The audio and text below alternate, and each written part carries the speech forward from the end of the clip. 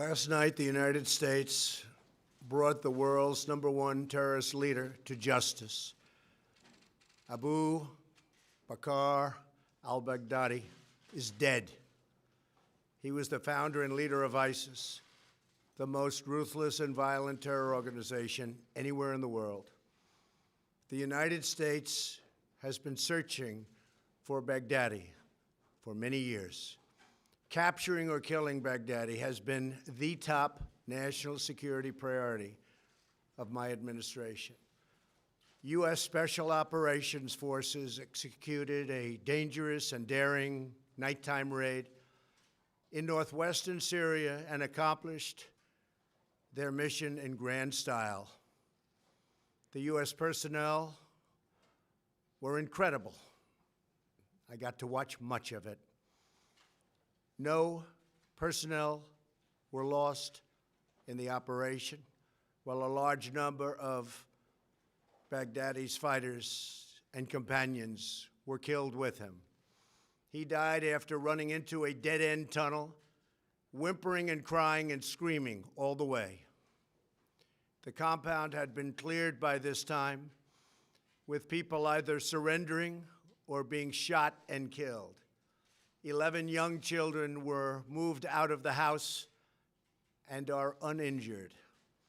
The only ones remaining were Baghdadi in the tunnel, and he had dragged 3 of his young children with him.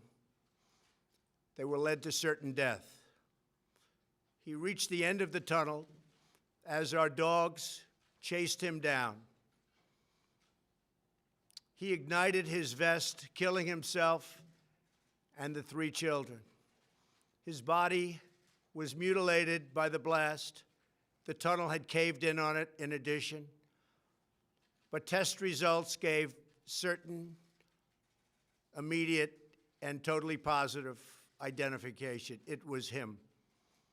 The thug who tried so hard to intimidate others spent his last moments in utter fear, in total panic and dread, terrified of the American forces bearing down on him. We were in the compound for approximately 2 hours, and after the mission was accomplished, we took highly sensitive material and information from the raid, much having to do with ISIS, origins, future plans, things that we very much want. Baghdadi's demise demonstrates America's relentless pursuit of terrorist leaders and our commitment to the enduring and total defeat of ISIS and other terrorist organizations. Our reach is very long. As you know, last month we announced that we recently killed Hamza bin Laden, the very violent son of Osama bin Laden, who was saying very bad things about people, about our country, about the world.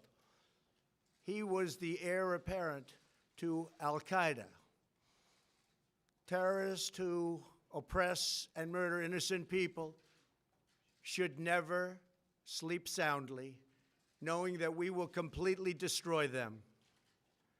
These savage monsters will not escape their fate, and they will not escape the final judgment of God.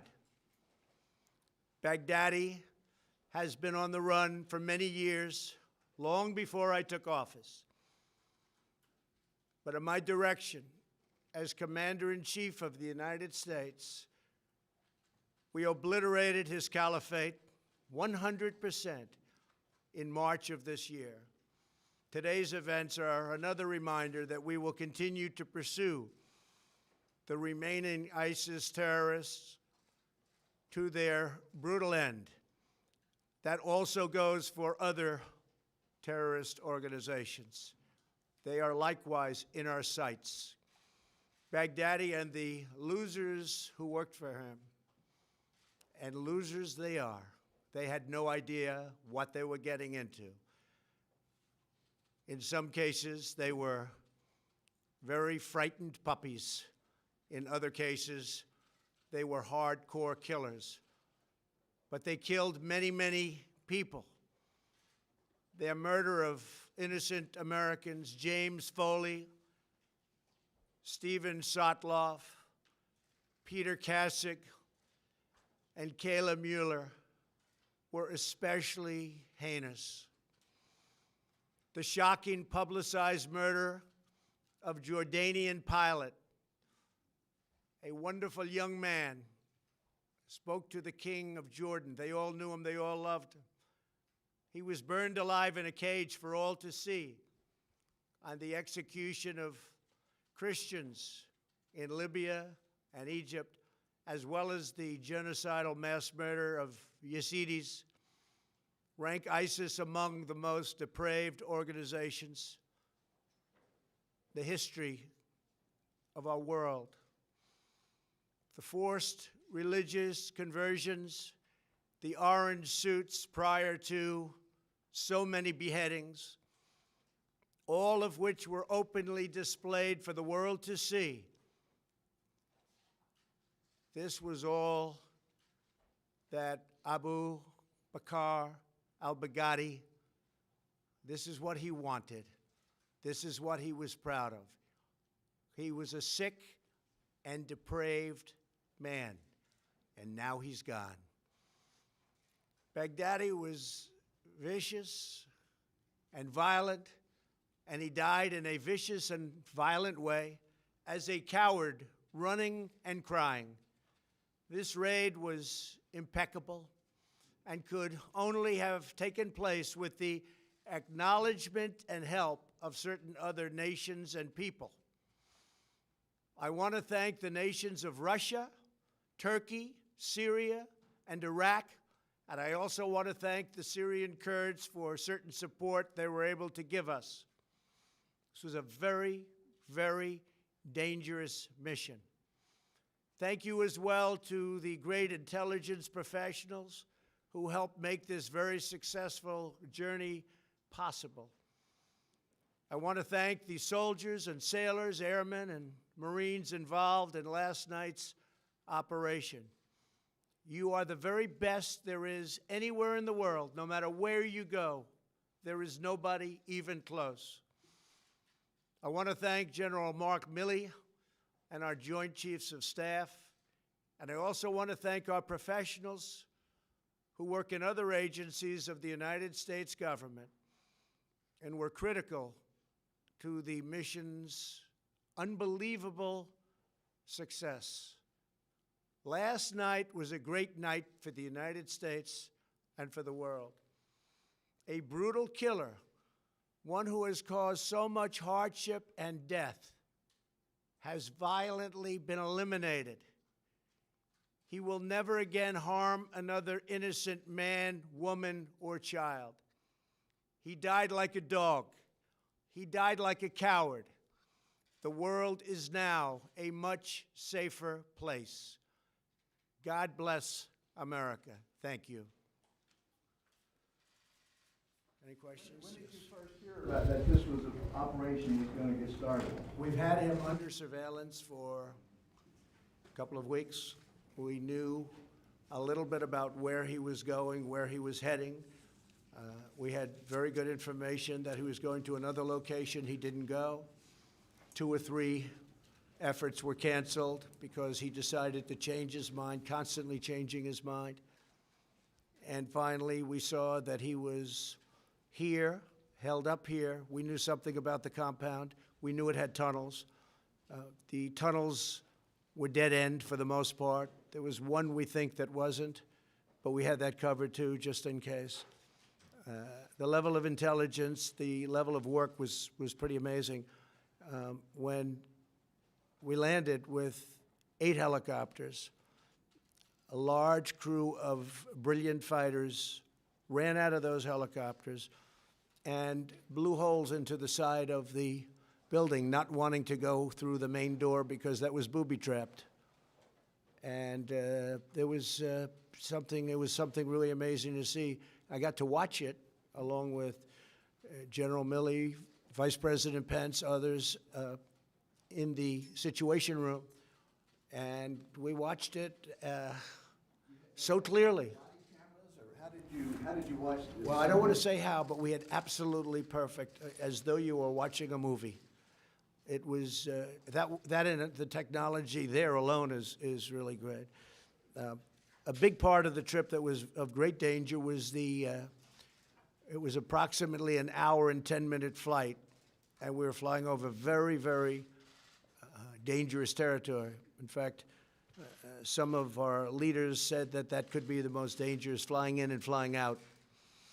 And that's why last night we were so quiet about it. We didn't say anything, and I didn't make my remark until after they had landed safely in a certain area.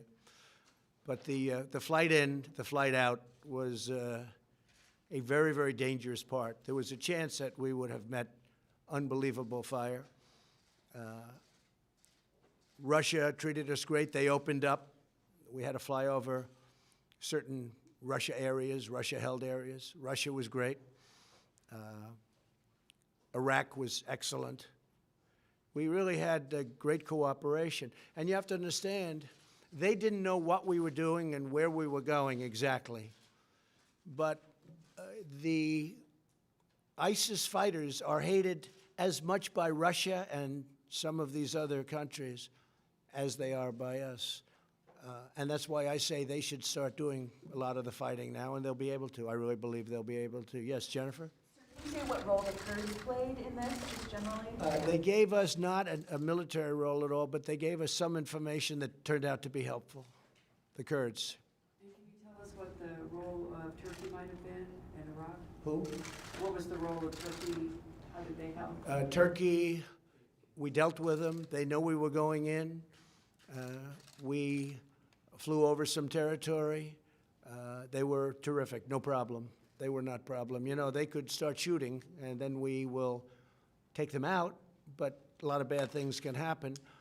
Plus, it was a very secret mission. We flew very, very low and very, very fast. But it was a very dangerous part of the mission. Getting in and getting out, too, equal. We went in identical, we took an identical route. We met with gunfire coming in, but it was local gunfire. That gunfire was immediately terminated. These people are amazing. They had the gunfire terminated immediately, meaning they were shot from the airships. I'm trying to understand the timing. You talked earlier, several weeks about pulling troops out, and then troops were put back in, and then, I'm trying to understand the timing of when this operation. Well, I'll tell you, from the first day I came to office, and now we're getting close to 3 years, I would say, where's al-Baghdadi? I want al-Baghdadi. And we would kill terrorist leaders, but they were names I never heard of. They were names that weren't recognizable, and they weren't the big names. Some good ones, some important ones, but they weren't the big names. I kept saying, where's al-Baghdadi? And a couple of weeks ago, they were able to scope him out. These people are very smart. They're not into the use of cell phones anymore. They're very technically brilliant. They use the internet better than almost anybody in the world, perhaps other than Donald Trump. But they use the internet incredibly well. And what they've done with the internet through recruiting and everything, and that's why he died like a dog, he died like a coward. He was whimpering, screaming, and crying. And frankly, I think it's something that should be brought out, so that his followers and all of these young kids that want to leave various countries, including the United States, they should see how he died.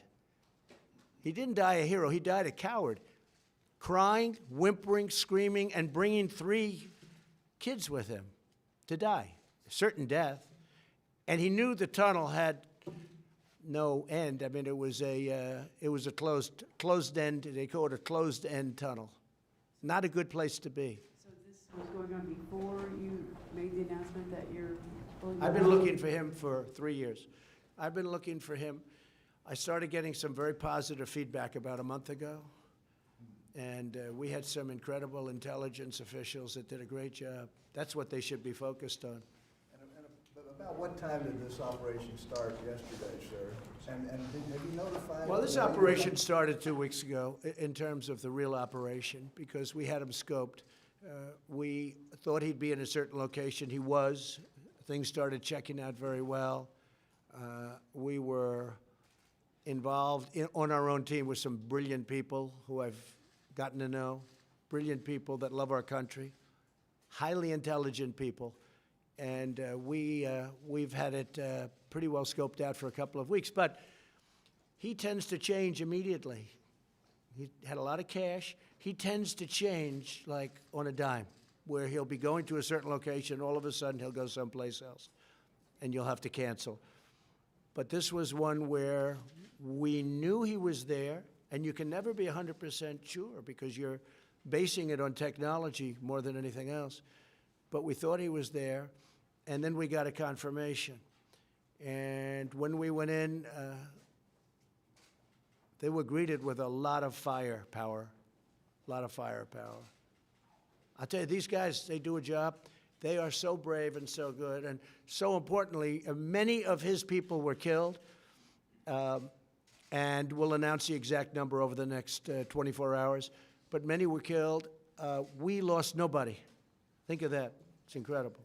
And when you told the Russians, you requested... Our dog was hurt. Actually, the canine was hurt, went into the tunnel, but we lost nobody.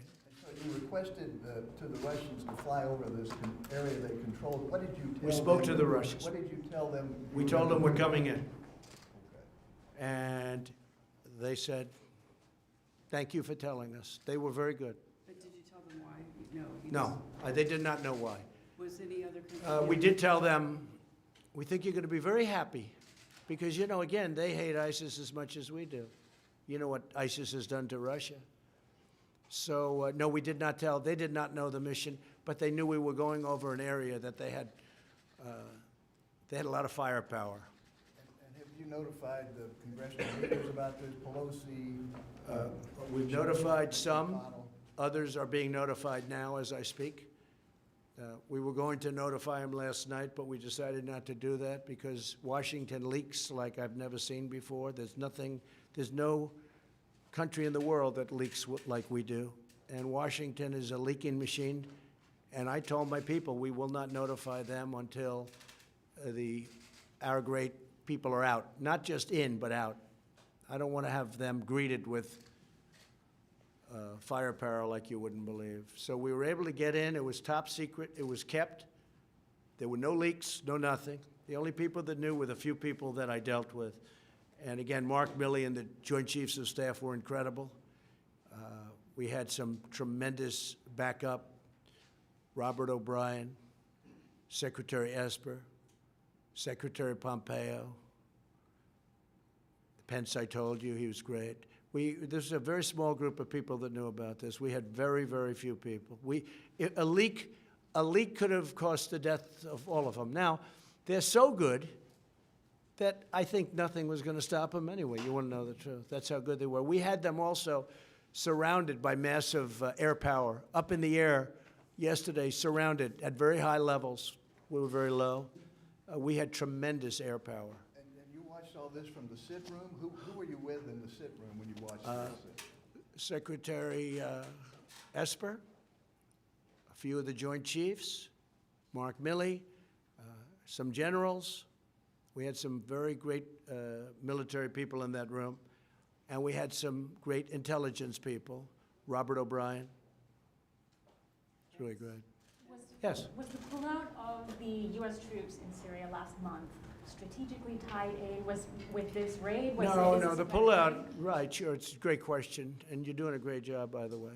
Your network is fantastic. They're really doing a great job. Please let them know. No, the pullout had nothing to do with this. In fact, we found this out at a similar time. It's a very good question because we found this out at a similar time. No, we're after these leaders, and we have others in sight, very bad ones, but this was the big one. This is the biggest one, perhaps, that we've ever captured because this is the one that built ISIS and beyond and was looking to rebuild it again. Very, very strongly looking to build it again. That's why he went to this province. That's why he went to this area. You know, a lot of people I was watching this morning and hearing, and they said, why was he there? People were so surprised. Well, that's where he was trying to rebuild from because that was the place that made most sense if you're looking to rebuild. Yeah. You said your tweet you last night. At what moment did you decide to send them? So I sent that right after I knew they had landed safely.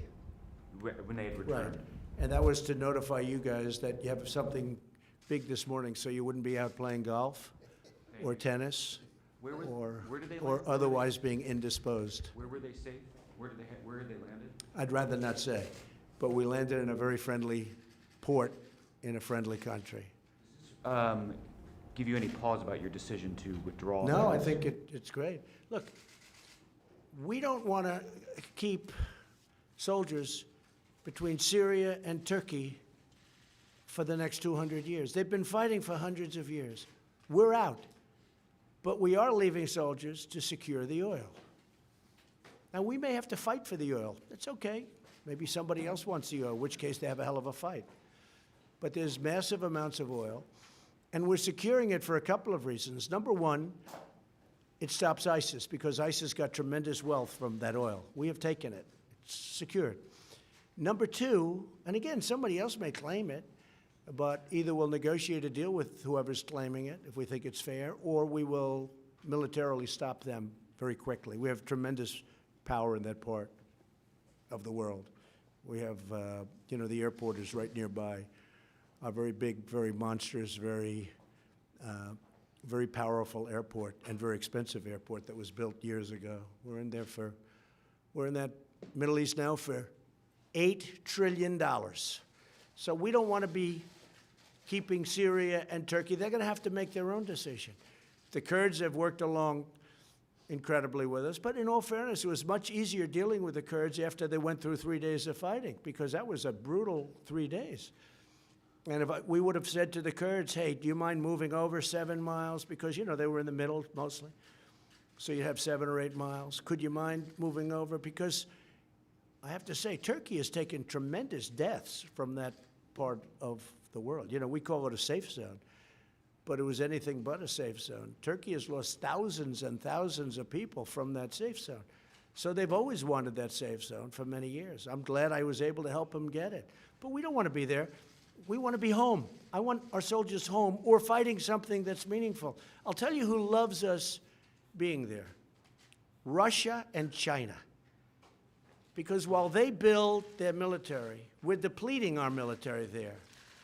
So Russia loves us being there. Now, Russia likes us being there for 2 reasons. Because we kill ISIS, we kill terrorists, and they're very close to Russia. We're 8,000 miles away. Now, maybe they can get here, but we've done very well with Homeland Security and the ban, which, by the way, is approved by the United States Supreme Court, as you know. There was a reporter that said we lost the case, and he was right in the early court. He didn't want to say, just refused to say that we won the case in the Supreme Court. So, but we have a very effective ban, and it's very hard for people to come to our country. But it's many thousands of miles away, whereas Russia's right there, Turkey's right there, Syria is there. They're all right there. Excuse me, Iran is right there. Iraq is right there. They all hate ISIS. So we don't, in theory, they should do something. And I'll give you something else. The European nations have been a tremendous disappointment. Because I personally called, but my people called a lot, take your ISIS fighters. And they didn't want them. They said, we don't want them. They came from France, they came from Germany, they came from the UK. They came from a lot of countries. And I actually said to them, you don't take them, I'm going to drop them right on your border. And you can have fun capturing them again. But the United States taxpayer is not going to pay for the next 50 years. You see what Guantanamo costs. We're not going to pay tens of billions of dollars because we were good enough to capture people that want to go back to Germany, France, UK, and other parts of Europe. And they can walk back. They can't walk to our country. We have lots of water in between our country and them. So, yeah, go. You mentioned that you'd gotten to know some brilliant people along this process who had helped provide information and advice along the way. Is there anyone in particular, or would you like to give anyone credit for getting to this point today? Well, I would, but if I mention one, I have to mention so many. I spoke to Senator Richard Burr this morning, and as you know, he's very involved with intelligence and the committee, and he's a great gentleman. I spoke with Lindsey Graham just a little while ago. In fact, Lindsey Graham is right over here, and he's been very much involved in this subject, and he's a very strong hawk, but I think Lindsey agrees with what we're doing now. And again, there are plenty of other countries that can help them patrol. I don't want to leave 1,000 or 2,000 or 3,000 soldiers on the border. But where Lindsey and I totally agree is the oil. The oil is, so valuable for many reasons. It fueled ISIS, number one. Number two, it helps the Kurds because it's basically been taken away from the Kurds. They were able to live with that oil. And number three, it can help us because we should be able to take some also. And what I intend to do, perhaps, is make a deal with an ExxonMobil or one of our great companies to go in there and do it properly. Right now, it's not big. It's big oil underground, but it's not big oil up top. Much of the machinery has been shot and dead. It's been through wars, but and spread out the wealth. But no, we're protecting the oil. We're securing the oil. Now, that doesn't mean we don't make a deal at some point, but I don't want to be, they're fighting for 1,000 years. They're fighting for centuries. I want to bring our soldiers back home, but I do want to secure the oil. If you read about the history of Donald Trump, I was a civilian. I had absolutely nothing to do with going into Iraq, and I was totally against it. But I always used to say, if they're going to go in, nobody cared that much, but it got written about. If they're going to go in, I'm sure you've heard the statement, because I met it when any human being alive. If they're going into Iraq, keep the oil. They never did. They never did. I know Lindsey Graham had a bill where basically we would have been paid back for all of the billions of dollars that we've spent, many, many billions of dollars. I mean, I hate to say it, it's actually trillions of dollars, but many, many billions of dollars. And by one vote, they were unable to get that approved in the Senate. They had some pretty big opposition from people that shouldn't have opposed, like a president, and they weren't able. If you did that, Iraq would be a much different story today because they would be owing us a lot of money. They would be treating us much differently. But I will say Iraq was very good with respect to the raid last night. Just to pin down the timing a little bit better here, you got back to the White House around 4:30 yesterday afternoon. Did you immediately go to the Situation Room? Well, I knew all about this for 3 days. Yes, sir. Yeah, we thought for 3 days this is what was going to happen. It was actually, look, nobody was even hurt. Our canine, as they call, I call it a dog, a beautiful dog, a talented dog, was injured and brought back. But we had no soldier injured. And they did a lot of shooting, and they did a lot of blasting, even not going through the front door. You know, you would think you go through the door. If you're a normal person, you say, knock, knock, may I come in? The fact is that they blasted their way into the house in a very heavy wall, and it took them literally seconds. By the time those things went off, they had a beautiful big hole, and they ran in, and they got everybody by surprise. Unbelievably brilliant as fighters. I can't imagine there could be anybody better. And these, as you know, are our top operations people. And Baghdadi apparently had been in bad health for some time. Was there any indication of that? Or Well, we don't know that, but he was the last one out, and his people had either been killed, which there were many, or gave up and came out. Because with the 11 children that came out, we were able to do that. We don't know if they were his children. They might have been. But as I said, 3 died in the tunnel. And the tunnel collapsed with the explosion. But you had other fighters coming out also. And they're being brought back. They're right now, we have them imprisoned. I was going to ask whose children they were, but do you remember what time you went into the Situation Room? Well, I started at 5 o'clock. We were pretty much gathered at 5 o'clock yesterday. We were in contact all day long through hopefully secure phones. I'll let you know tomorrow, but nothing seemed to leak, so I guess they were secure for a change. But we gathered more or less at 5. The attack started moments after that. The liftoff started moments after that. Again, The element of attack that they were most afraid of was getting from our base into that compound, because there's tremendous firepower that we were, flying over. And I won't go into it, but you had a very big Russian presence in one area. You had a Turkish presence. You had a Syrian presence. And you're flying low. It's very dangerous. And there were shots made, but we think these were people that were shooting, that were indiscriminately shooting. The helicopters took some shots, but we think that these were people that were just random people that don't like to see helicopters, I guess. Was there any kind of DNA test done, or?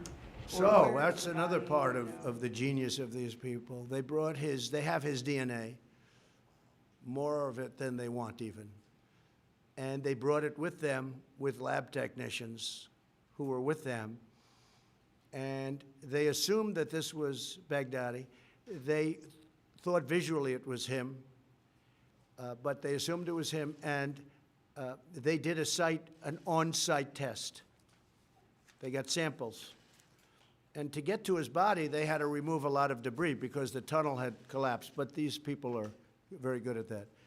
And they, as I said, they brought body parts back with them, et cetera, et cetera. There wasn't much left. The vest blew up, but there are still substantial pieces that they brought back. So they did an on-site test because we had to know this. And it was a very quick call that took place about 15 minutes after he was killed, and it was positive.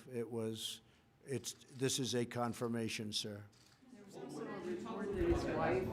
was also a report that his wife had detonated, or one of his wives had detonated a vest. So there were two women. Both wives, both wearing vests.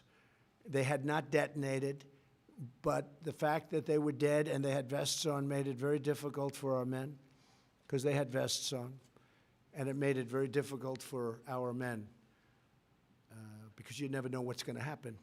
They're lying, they're dead, they never detonated, but they were dead. On the successor, the possible successors, have you been briefed on who? Yeah, would we know possibly the fill in? successors, and we've already got them in our sights, and we'll tell you that right now, but we know the successors. Hamza bin Laden was a big thing, but this is the biggest there is. This is the worst ever. Osama bin Laden was very big, but Osama bin Laden became big with the World Trade Center. This is a man who built a whole, as he would like to call it, a country, a caliphate, and was trying to do it again. And I had not heard too much about his health. I've heard stories about he may not have been in good health, but he died in a ruthless, vicious manner, that I can tell you. Prisoners taken, sir? Were there any adults taken? Yes, we have people that were taken. We have, many of the people died on the site, but we have people that were taken, yes. And the children, we left them under care of somebody that we understand. Many, or do you believe that these 11 were all- children. 11 children, how many adults? I'd rather not say, I'd leave that to the generals, but a small group. More dead than alive. Which operations teams were involved? Which special operations teams were involved? Many of them, and at the top level, and people that were truly incredible at their craft. I've never seen anything like it. And were there, as far as partnerships goes, were there any other forces involved, or was this only American troops No, in this only raid? American forces. Did the U.S. Only rely- American forces, but we were given great cooperation. Did the U.S. rely We on- told the Russians were coming in because we had to go over them. And they were curious, but we said, we're coming. or, And we said one way or the other, hey, look, we're coming. But they were very cooperative. They really were good. And we did say it would be a mission that they'd like, too, because, again, they hate ISIS as much as we do. I meant for intel purposes, was there any foreign intel that proved useful along the way in this operation? So we had our own intel. We got very little help. We didn't need very much help. We have some incredible people. When we use our intelligence correctly, what we can do is incredible. when we waste our time with intelligence that hurts our country because we had poor leadership at the top, that's not good. But I've gotten to know many of the intel people, and I will say that they are spectacular. Now, they're not going to want to talk about it. They want to keep it quiet, the last thing they want, because these are great patriots. But the people that I've been dealing with are incredible people, and it's really a deserving name, intelligence. I've dealt with some people that aren't very intelligent, having to do with intel. But this is the top people, and it was incredible. It was flawless, and it was very complicated. But so I do appreciate Russia, Turkey, Iraq, and Syria to an extent, because, you know, we're flying into Syria. There are a lot of Syrian people with lots of guns. So we had good cover for probably the most dangerous part. It would not sound to, you know, when you fly in, it doesn't sound like that would be the most dangerous when you're going into shooting nests and all of the things that happened once they broke into that pretty powerful compound. That was a very strong compound. And as I said, had tunnels. But the most dangerous part, we had great cooperation with. Yes, ma'am? Did you inform Speaker Pelosi ahead of time? No, I didn't. I didn't do that. I wanted to make sure this kept secret. I don't want to have men lost and women. I don't want to have people lost. Do you anticipate inviting the Special Forces teams to the White House after Oh, yeah, this? they'll be invited. I don't know if they'll want to have their faces shown, to be honest with you. You know, they're incredible for the country. They're not looking for public relations. But they love doing what they're doing. I've seen it. First Lady was out there recently looking at what they do. She came back, she said, wow, I've never seen anything like that. The training, you know, all of the training and the power of the people, the men and women, the strength, the physical strength, the mental strength. These are incredible people. These are very unique individuals. You mentioned whimpering. Could you hear that on your video hookup? The whimpering of Baghdadi. I don't want to talk about it, but he was screaming, crying, and whimpering. And he was scared out of his mind. And think of James Foley. Think of Kayla. Think of the things he did to Kayla. What he did to Foley and so many others. And for those people that say, oh, isn't this a little violent? Think of how many times have you seen men, I think in all cases men for the most part, but in terms of this, where you see the orange suits and you see the ocean and they're beheaded. Or how many of you got to see, because it was out there, the Jordanian pilot whose plane went down, they captured him, they put him in a cage, and they set him on fire. And the king of Jordan actually attacked very powerfully when that happened. They've never seen a thing like that. But he set him on fire. This was al-Baghdadi, and you should never, ever, hopefully, see a thing like that again. Now, there'll be new people emerge, but this was the worst of this particular world. This was the worst. Probably, in certain ways, the smartest. He was also a coward, and he didn't want to die. But think of it, everybody was out, and we were able to search him down and find him in the tunnel. We knew the tunnel existed, and that's where he was. And you've taken a lot of heat for the Syria pullout. Do you think this will change your standing? Well, I don't have a Syria pullout. I just don't want to guard Turkey and Syria for the rest of our lives. I mean, I don't want to do it. It's very expensive. It's very dangerous. They've been fighting for centuries. I don't want to have my people, 2,000 men and women, or 1,000, or 28. We had 28 guarding. I said, I don't want them there anyway. I don't want them. Now, I will secure the oil. That happens to be in a certain part, but that's tremendous money involved. I would love to, you know, the oil in, I mean, I'll tell you a story in Iraq. So they spent, President Bush went in. I strongly disagreed with it, even though it wasn't my expertise at the time, but I have a very good instinct about things. They went in, and I said, that's a tremendous mistake. And there were no weapons of mass destruction. It turned out I was right. I was right for other reasons, but it turned out, on top of everything else, they had no weapons of mass destruction. because that would be a reason to go in, but they had none. But I heard recently that Iraq, over the last number of years, actually discriminates against America in oil leases. In other words, some oil companies from other countries, after all we've done, have an advantage in Iraq for the oil. I said, keep the oil. Give them what they need. Keep the oil. Why should we go in, we lose thousands of lives, spend trillions of dollars, and our companies don't even have an advantage in getting the oil leases. So I just tell you that story. That's what I heard. Did Gina Haspel play a role in this? Can you talk a little bit about that? And I saw your NSC counterterrorism director out in the hallway. Was there a role with NSC Yes. counterterrorism? Everybody. Gina was great. Everybody played a role. And just to Joe was follow- great. Gina was great. They were all great. Just to follow up, did your Syria pullout, did that generate the intelligence that led to this operation? No. We were looking at this. Look, as I said, Steve, I've been looking at this. I'm here almost 3 years. I've been looking at this for 3 years. They'd come in, sir, we have somebody under. I said, I don't want somebody. I want al-Baghdadi. That's the one I want.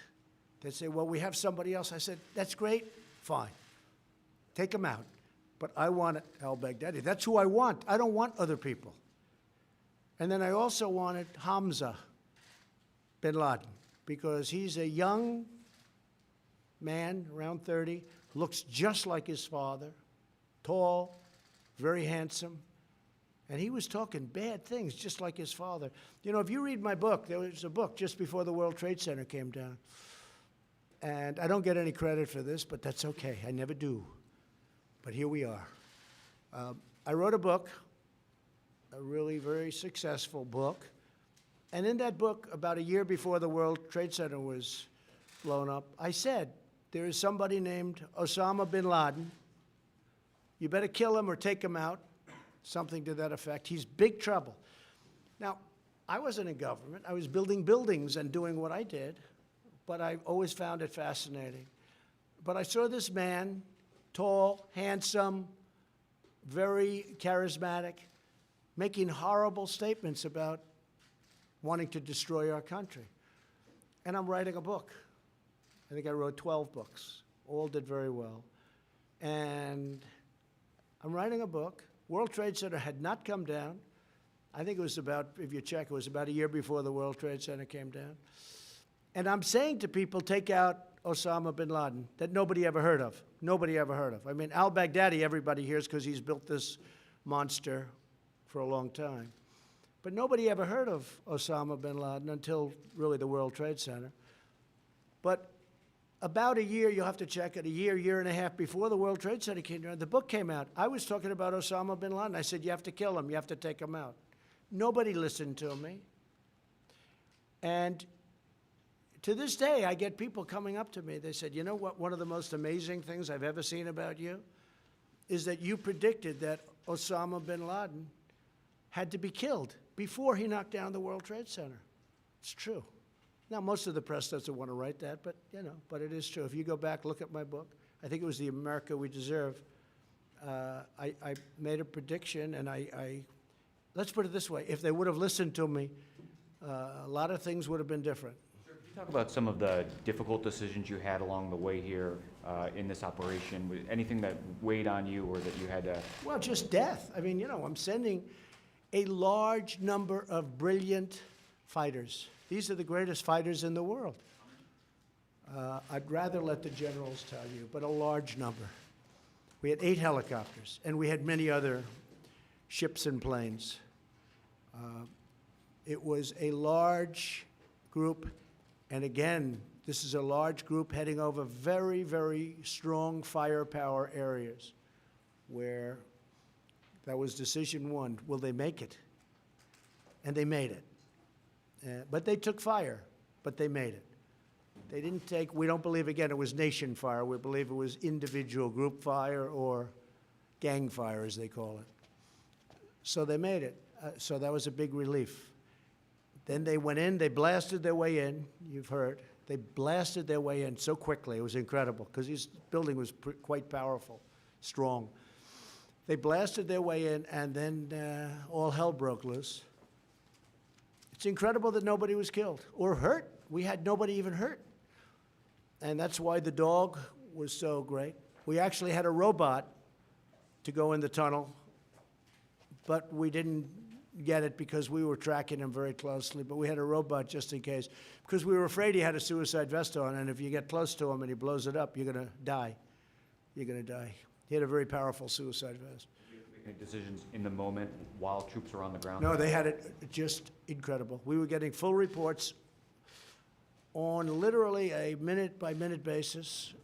Sir, we just broke in. Sir, the wall is down. Sir, you know, we've captured. Sir, 2 people are coming out right now, hands up, fighters. Then the 11 children out. Numerous people were dead within the building that they killed. Then it turned out they gave us a report. Sir, there's only 1 person in the building. We are sure he's in the tunnel trying to escape, but it's a dead-end tunnel. And it was brutal, but it was over. And as I said, when he blew himself up, the tunnel collapsed on top of him, on top of everything. And his children, I mean, so he led his 3 children to death. So, you know. In the tunnel, that's when the robot followed him into, that's why no The robot troops was died. set to, but we didn't hook it up because they were moving too fast. We were moving fast. We weren't 100% sure about the tunnel being dead-ended. It's possible that there could have been an escape hatch somewhere along that we didn't know about. So we moved very, very quickly. I mean, these people, they were moving, they were chasing, yeah, they were chasing. But again, because of suicide vests, you can't get too close. Again, one of the reasons with the wives is if they have a suicide vest, you know, you have to be very, very careful. These vests are brutal, and they go for a long distance. Yes, please. Have you spoken or will you speak to the families, like the Foley family? I'm calling the families now. It will be a pleasure to do that. The Foley family, who I know, will be calling Kayla's family. What he did to her was incredible. It's a well-known story, and I'm not going to say it, but you know that. He kept her in captivity for a long period of time. He kept her in his captivity, his personal captivity. She was a beautiful woman, beautiful young woman. Helped people. She was there to help people. And he saw her, and he thought she was beautiful. And he brought her into captivity for a long period of time, and then he killed her. He was an animal, and he was a gutless animal. Thank you all very much. I appreciate it. It's a very great day for our country.